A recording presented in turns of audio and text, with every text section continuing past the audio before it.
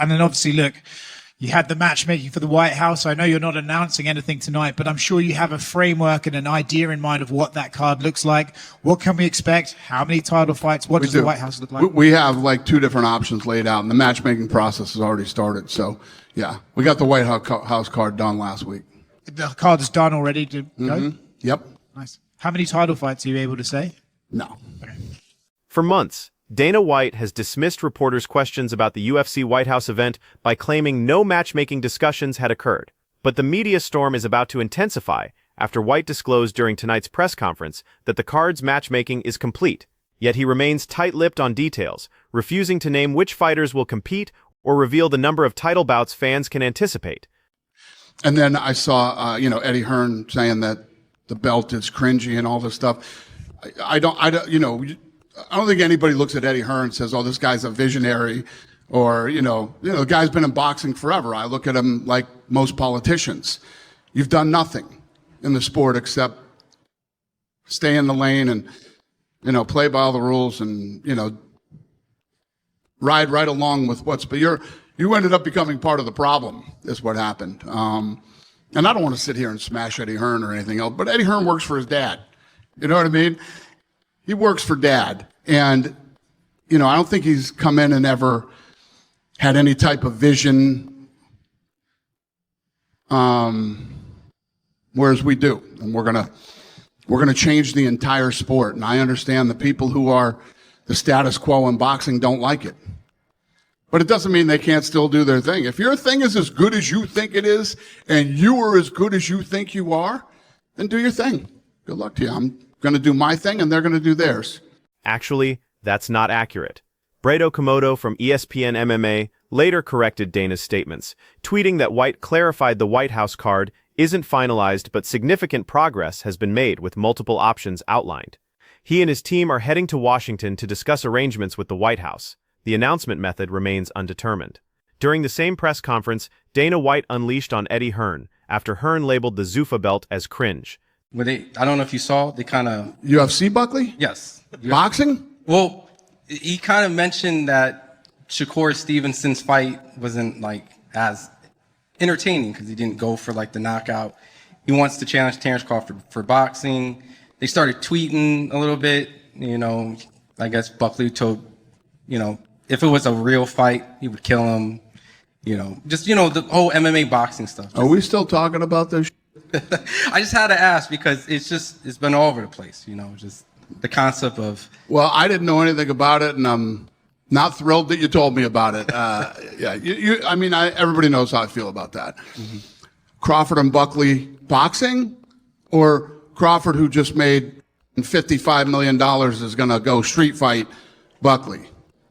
You win the Dumbest Question of the Night award. Congratulations. White appeared genuinely shocked when asked about a potential boxing bout between Joaquin Buckley and Terrence Crawford, seemingly bewildered that such a question would even surface. I told you at that interview, I'm coming to Georgia. I told all of you, I will come to Georgia because Georgia has phenomenal wrestling, phenomenal judo, phenomenal sambo. And when you are trying to prepare for someone like Islam Makhachev, I'm going to need that. So Georgia, I'm holding to you guys. I'm going to need your help. So every southpaw wrestler, every guy that thinks he's going to be like Islam Makhachev, we need to find a place. I will see you there, and I will call for you. A compelling matchup has already emerged for the UFC White House event, just hours after Dana White confirmed matchmaking had commenced. Spanish journalist Alvaro Colmenero reports the UFC is planning for Ilia Topuria to battle Justin Gaethje in the headliner. Meanwhile, Islam Makhachev is slated to defend his championship against a welterweight challenger on a separate card, with Ian Gary currently favored as the likely opponent. Gary has suggested a bout with Makhachev could be imminent. In past interviews, he stated that if paired with the champion, he would head to Georgia to train with local grapplers and adequately prepare for the test. So if you look into the future and you can... say we'll be sitting here next year, 1 year time, and we're looking back at 2026. What kind of year was it for you? 2026, we want to say, wow, I can't believe you actually pulled that off and went and not only took one title, but you took two and you walked away. Two? So, okay. Fingers crossed. Now you have to tell me more about this. Which one first? Well, of course, welterweight Yeah. first, because I don't think the other one happens without the welterweight one, because it only makes sense. I'm in this division, I'm still there, so why not take that one first? Today, Gary shared an image from Heathrow Airport displaying Tbilisi on the departures board. While no official confirmation exists, the timing has fans speculating wildly. What are your thoughts on these potential fights? Who emerges victorious? Share your forecasts in the comments section. Quick reminder, everyone, if you're appreciating this content, please hit the like button, subscribe to our channel, and ring the notification bell to help us expand our reach. Now let's continue with the updates. Kamaru Usman has ambitious goals for 2026. Usman has been lobbying for a championship clash with Islam Makhachev for months, and since both fighters share manager Ali Abdelaziz, this bout could realistically materialize. In a recent UFC on Eurosport interview, Usman discussed his retirement timeline and disclosed his intention to step away from competition in 2026, but only after securing UFC championships in both the welterweight and middleweight divisions.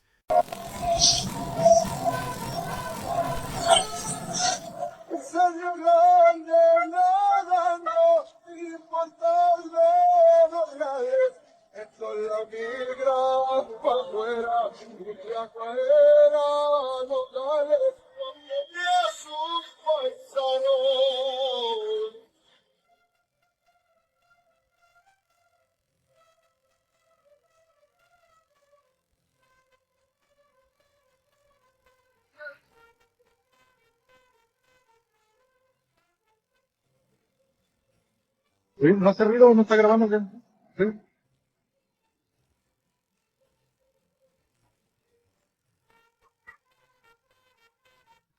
Former UFC heavyweight champion Cain Velasquez gained freedom on parole from California State Prison this past Sunday, following 11 months behind bars. Velasquez received a 5-year prison sentence in March 2025 after entering a no-contest plea to charges connected to a February 2022 shooting incident.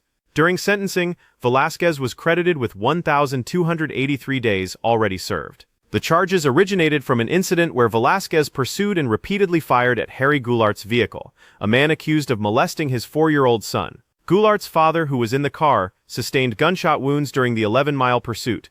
Velasquez posted $1 million bail and was placed under house arrest in November 2022. Goulart still faces felony charges for lewd acts with a minor. Velasquez has initiated civil proceedings against him.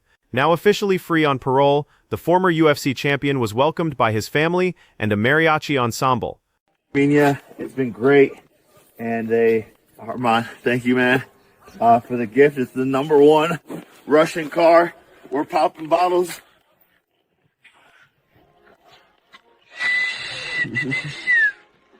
Put your in on it. Let's go!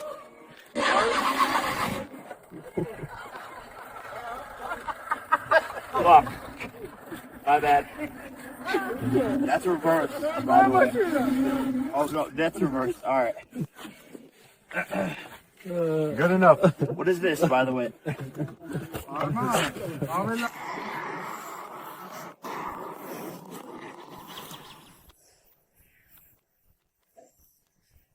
Cheers. Cheers. Thank you for having me. Thank you for coming. I always do this. Good luck. Yeah? Yeah. Okay, I gotta do too. For the animal, huh? Jake Paul and Arman Tsarukyan appear to have developed a genuine bond. Following several days spent together, Arman presented Jake with a classic Russian Lada, a vehicle renowned for its legendary reliability. I know the title says I got fat again, but I'm not that fat. It's like 86 kilo or so. Nice big 18-inch pepperoni pizza, garlic bread with cheese, doner kebab. We don't fuck about, as they say. The table's gonna be full of food in a minute. Can't wait. Don't need that lettuce though, do you? It's taking up space. Love me food, so we need to try every single one on the menu. Really? It's heavy the Philly cheese. Try some of this. That's delightful. Definitely not missing that fight camp. That food is definitely the best part of the fight. Oh, Jesus.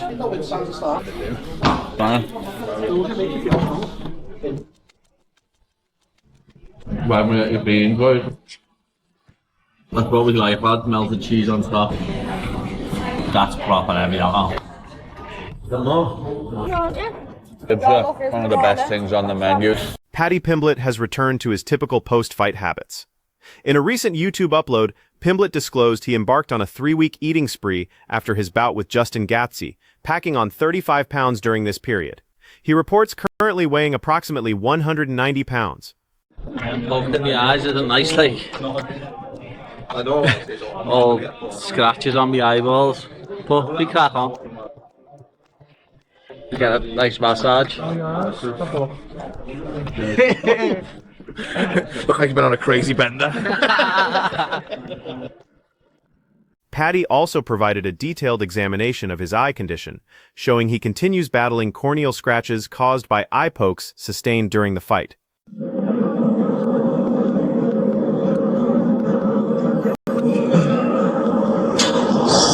Tom Aspinall has posted clips from his recent bilateral eye surgery, adding more questions about his potential octagon return timeline. There is only, two choices. One was, to get injection, low concentrated steroid or normal saline, water. That's all. And the other is, stay calm and keep watching. That's all. Yesterday, he blogged some pictures about his LASIK surgery. And today, he also uploaded the picture about his red eyes the one day after surgery. It makes me smile because if he keeps saying about his ocular surgery or ocular damage, it will make him a liar or it will screw up his career. Because a lot of people can't know what the fact is.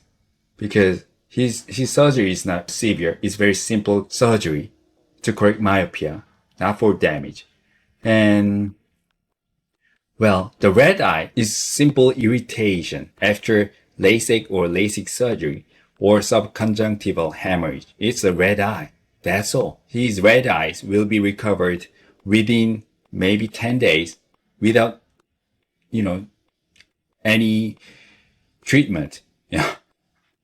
So it's normal, normal, very simple irritation sign. So I was a big fan of UFC, but I'm disappointed with this situation because, he's a UFC heavyweight champion, but I hope that he stopped lying. His eye is okay. I'm a retina specialist. I spent almost 24 years for becoming a retina specialist, eye doctor.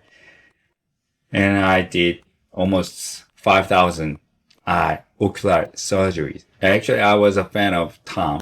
Ophthalmologist and retinal expert Lee Dong-ik has challenged Tom Aspinall's injury claims. In a social media video, Dong-ik accused Aspinall of potentially overstating his condition's severity. He also clarified why LASIK wouldn't be suitable treatment for bilateral Brown syndrome and detailed his preferred approaches for addressing Aspinall's supposed injuries. The video generated polarizing responses from MMA followers. One supporter commented that any credible physician avoids remote patient diagnosis, suggesting this creates unnecessary drama. Another fan argued that a millionaire with access to Europe's finest medical care wouldn't undergo unnecessary double eye surgery just for public sympathy. MMA enthusiasts can't possibly be this foolishly naive. Additional reactions included skepticism about diagnosing from photographs and theories about Aspinall being trapped in a fabricated storyline after claiming vision problems instead of taking the standard 5-minute recovery period. Various fans expressed doubt about the entire eye situation while acknowledging something seems amiss. Here are today's top 3 internet memes. The third place meme came from Immediate Fight.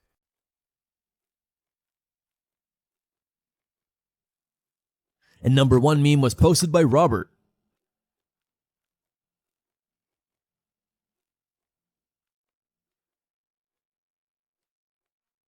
The runner-up meme originated from Smash Talk.